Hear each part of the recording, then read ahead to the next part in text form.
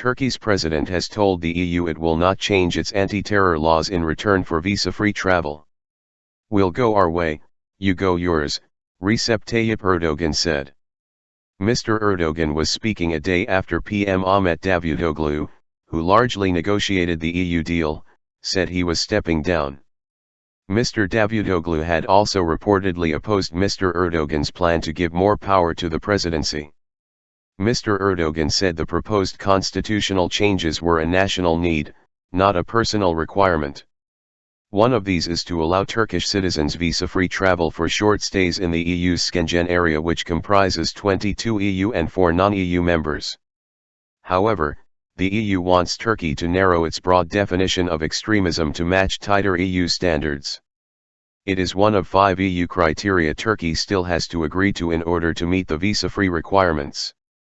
BC Turkey correspondent Mark Lowen says Mr Erdogan's hard rhetoric will please his support base but will alarm European leaders.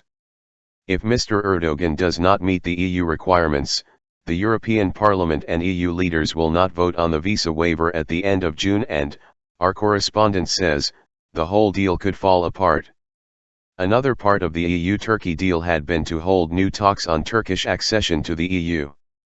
But analysts say Mr Erdogan has been less convinced of EU alignment than Mr Davutoglu, and he will certainly be a tougher negotiator.